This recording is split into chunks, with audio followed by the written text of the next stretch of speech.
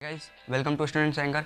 आज हम इस वीडियो में women caste and reform chapter का पार्ट सेकंड को कवर करने वाले हैं। पार्ट फर्स्ट मैंने बना दिया, अगर आपने नहीं देखा है तो प्लीज़ जाके देख लीजिए।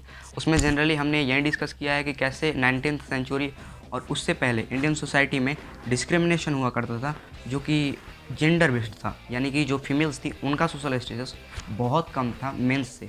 तो बहुत सारे रिफॉर्मर्स इंडिया के बहुत सारे कोने से आए और उनके सोशल स्टेटस को प्रमोट किया हमारे सोसाइटी में, और बहुत ही एक कह सकते हैं कि great freedom and great equality लाया वुमेन्स के लिए सोसाइटी में।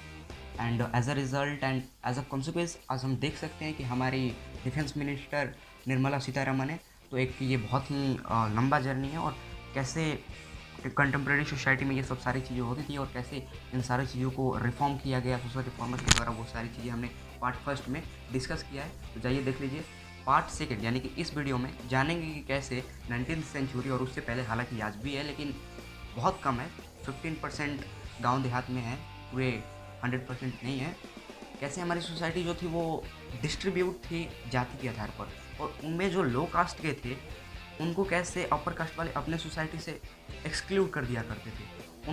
उन पे प्रोसिक्यूशन होता था, उनसे वो डिस्क्रिमिनेट करते थे। उनको टेम्पल में घुसने का अनुमति नहीं था, उनको उस पॉन्ड पे नहाने या फिर उस मटके से पानी पीने का भी अलाउ नहीं था, जो कि अपर कास्ट के द्वारा यूज किया जाता था।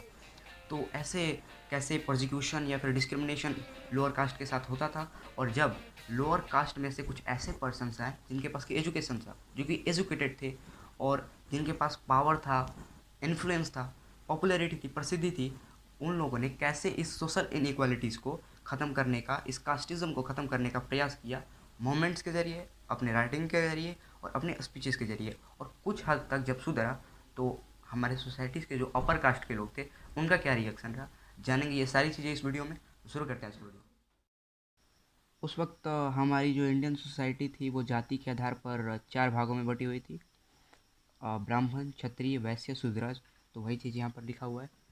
The Indian society the Indian society was divided into 4 category. जो हमारी इंडियन सोसाइटी थी वो 4 भागों में बटी हुई थी, 4 कैटेगरीज में बटी हुई थी।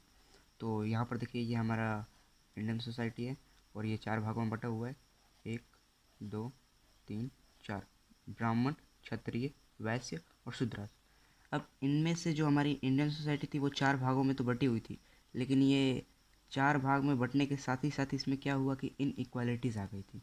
ये जो ब्राह्मण और क्षत्रिय थे ये खुद को अपर कास्ट मानते थे, अपर कास्ट मानते थे, और ये खुद को ना सबसे खुद को सुपीरियर बताते थे। यानी कि ये बोलते थे कि हम लोग सबसे उच्च हैं और हमसे सभी लोग नीच हैं, ऐसा इनका कॉन्सेप्शन था उस टाइम।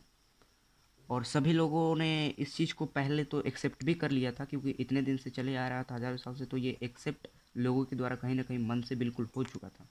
अभी देखिए ये जो तीसरा कैटेगरी था ये था वैश्या। तो वैश्यास वो लोग थे जो ट्रेडर्स थे और मनी लेंडर थे। ट्रेडर्स यानी जो खरीदने और बेचने का काम करते, ट्रेड करते हैं, इसलिए वो ट्रेडर थे।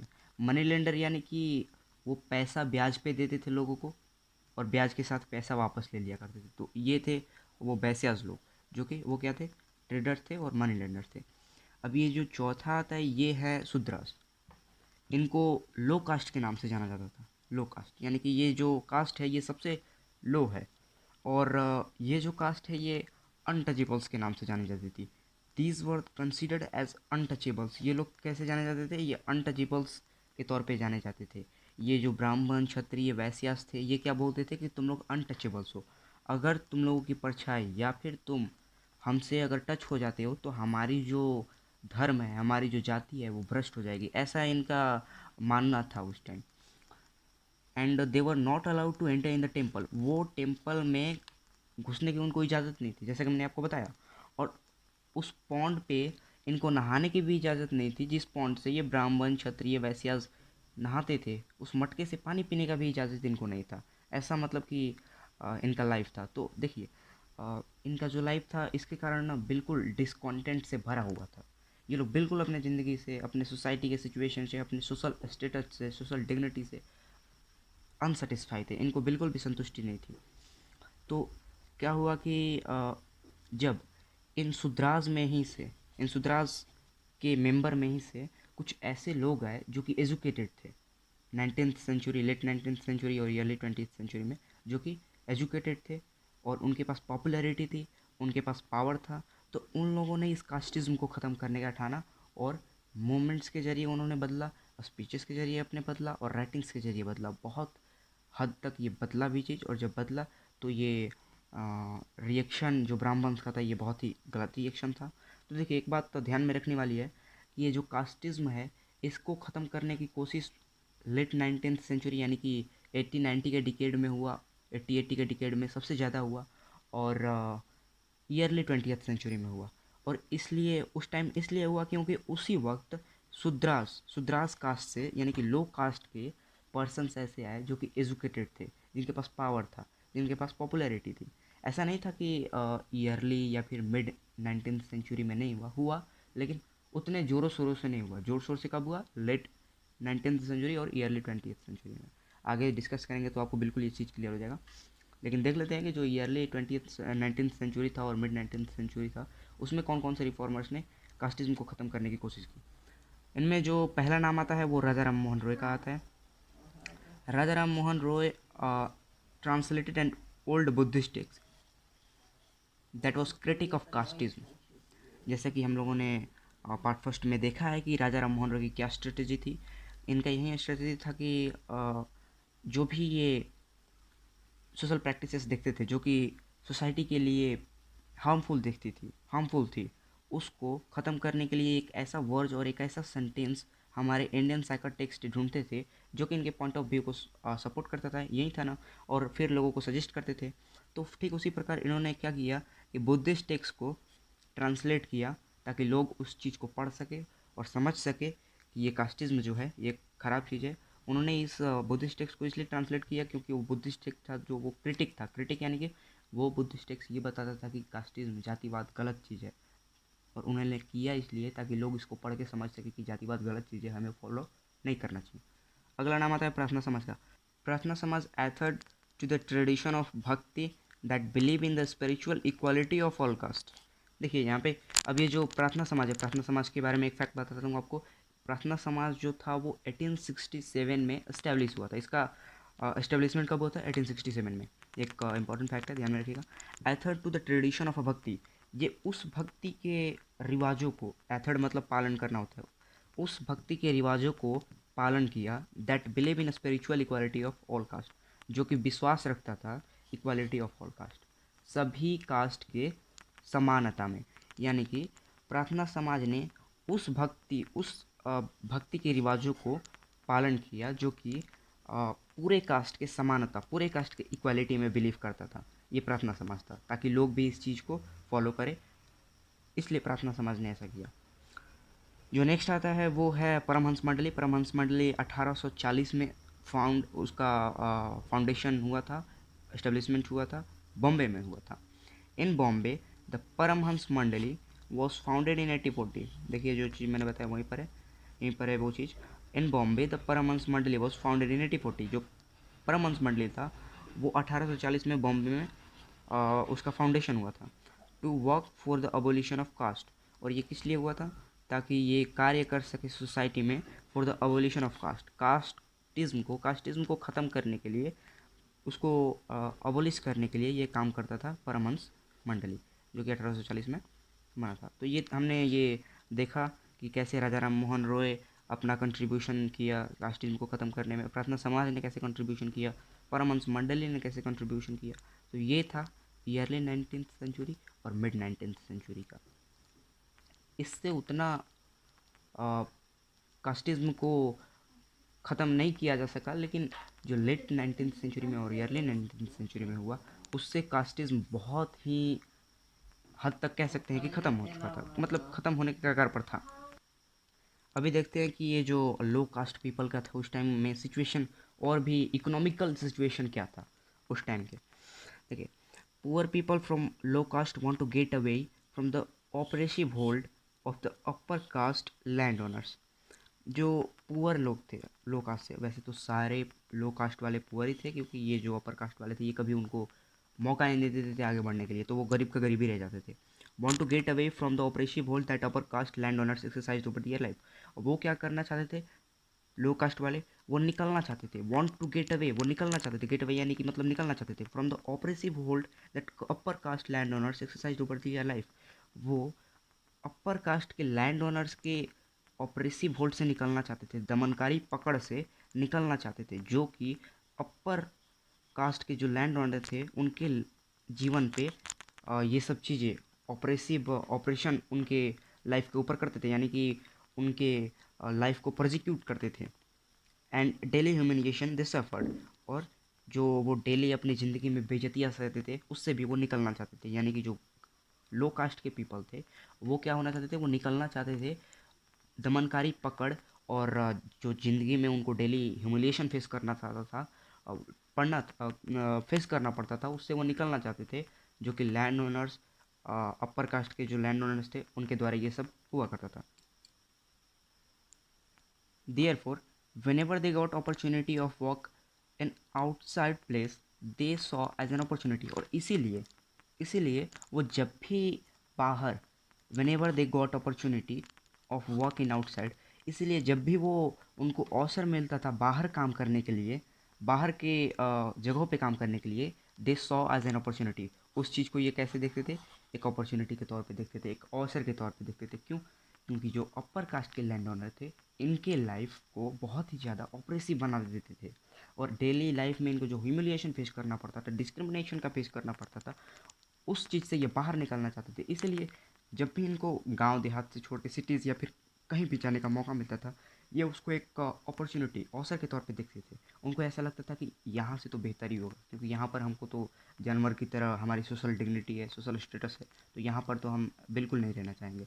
अपर कास्ट के द्वारा जो हम पे डिस्क्रिमिनेशन होता है उससे वो निकलना चाहते थे, मेन बात यही था। तो वो निकल कर कहाँ कहाँ गए, उनको कहाँ कहाँ अपॉर्चुनिटी मिली, वो ज़रा देख लेते एक बार।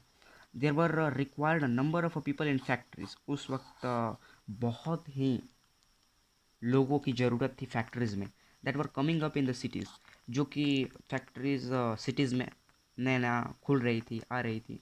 देखो उस वक्त क्या था कि सिटीज़ में बहुत ज़्यादा फैक्ट्रीज़ खुल रही थी, बहुत ज़्यादा एक कह सकते हैं कि इंडस्ट्रियलाइजेशन का उस टाइम तो बिगनिंग था 19th सेंचुरी में। तो उस फैक्ट्रीज़ में ये लो कास्ट के पीपल काम करने के लिए चले जाते थे, अपने ये सब गांव देहात के खेती बाड़ी का काम छोड़ के, क्योंकि खेती बाड़ी करते थे तो ये लैंड ओनर्स उन पे अपना काम करने लगते थे, उनको प्रोसिक्यूट करने का काम हमेशा क्या करते थे। अब जो अगला चीज़ है वो देखते हैं। At that time cities were expanding, which has created a new demand of laborers।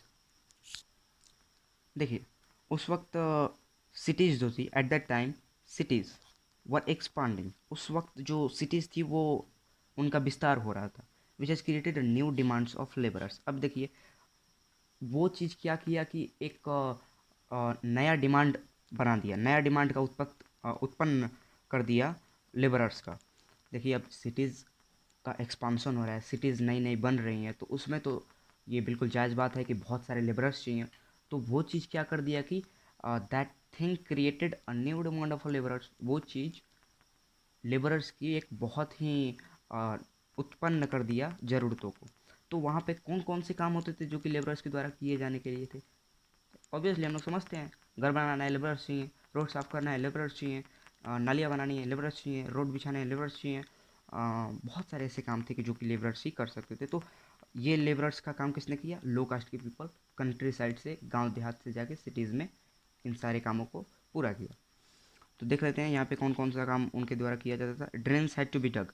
ये जो ड्रेन्स थी, ड्रेन्स यानी कि नालियाँ, वो खोदनी होती थी, क्योंकि सिटीज़ है तो भाई नालियाँ ऐसे बहेंगे नहीं, प्रॉपर ड्रेन्स बनती थी, तो उसको खोदने के लिए भी लेबरर्स चाहिए। रोड स्लेड, रोड को बनाने के लिए। बिल्डिंग्स कंस्ट्रक्टेड, बिल्डिंग अब कंस्ट्रक्ट की थी उसके लिए लेबरर्स चाहिए थे। सिटीज़ क्लीन्ड, सिटीज़ को साफ़ करने के लिए लेबरर्स चाहिए थे। तो इस प्रकार से बहुत सारे लेबरर्स की ज़रूरत होती थी उस टाइम जब सिटीज़ एक्सपांस कर रही थी। तो उस काम के लिए, उस काम को करने के लिए as a labourers low caste के पीपल गांव देहात से चले जाते थे सिटीज़ में। इसका कारण क्या था आपको पता है? Oppressive hold of the upper caste land owners, उनके द्वारा जो दमनकारी पकड़ था उनके ऊपर, उसके वजह से वो निकलने के लिए ये सब बाहर आके काम करते थे, समझ रहे हैं? Some went to other country also willingly with Britishers to work in the plantation in Assam, Trinidad, Mauritius and Indonesia। अब उनमें से कुछ क्या करते थे, दे वेंट, वो चले जाते थे to the other countries also. वो उनमें से कुछ क्या करते थे कि वो अदर कंट्रीज में भी चले जाते थे विलिंगली, अपने मर्जी से। अब देखिए क्या पड़ गया भाई, ज़रूरत की अपने मर्जी से वो विदेश में चले जाते थे with Britishers to work in the plantation in Assam. और वो जाते थे किसके साथ, ब्रिटिशर्स के जाते थे, किस लिए जाते थे, to work in the plantation in Assam, Trinidad, Mauritius and Indonesia. यानी कि उनमें से कुछ जो थे वो अपने मर्जी से अन्य देश में भी चले जाते थे ब्रिटिशर्स के साथ काम करने के लिए प्लांटेशन में। कहाँ कहाँ जाते थे, असम में चले जाते थे, ट्रिनिडेड में चले जाते थे, मॉरिशियस में चले जाते थे और इंडोनेशिया में चले जाते थे। आपको मैं थोड़ा मैप के ज़रिए समझाना चाहूँगा कि कैसे ये कहाँ पर ट्रिनिडेड है, कहाँ पे ये मॉरिशियस है, कहाँ पर ये इंडोनेशिया है। देखिए मैं आपको मैप इसलिए दिखा रहा हूँ क्योंकि मैप से आप देखेंगे तो बिल्कुल आपको क्लियर आइडिया हो जाएगा कि कहाँ कहाँ लोकेशन है उसका। देखिए तो इंडिया से लो कास्ट के पीपल ब्रिटिशर्स के साथ कहाँ जाते थे प्लांटेशन के काम करने के लिए, वो जाते थे मॉरिशियस। मॉरिशियस यहाँ पर है, यहाँ पर, ठीक है।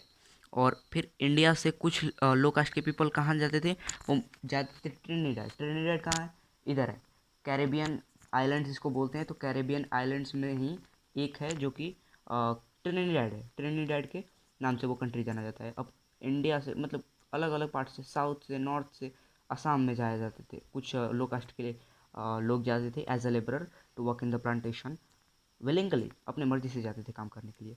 और कुछ जो लो कास्ट के लेबरर्स थे वो कहाँ जाते थे, वो जाते थे इंडोनेशिया में काम करने के लिए इन द प्लांटेशन। तो ये सब ये सब वो क्यों करते थे, यहाँ से इंडिया से इतनी दूर दूर क्यों जाते थे, इतना दूर जाते थे, इतना दूर जाते थे, यहाँ से लेके यहाँ तक जाते थे, क्यों जाते थे, वो इसीलिए जाते थे क्योंकि वो उनके ऊपर ऑपरेसिव होल्ड था। उनकी ज़िंदगी जो थी वो बहुत ही दमनकारी बन चुकी थी अपर कास्ट के द्वारा। तो आपने देखा कि लो कास्ट पीपल, जो लो कास्ट के लोग थे, उनका लाइफ कितना मिजरेबल हो चुका था, किसके कारण, अपर कास्ट के कारण।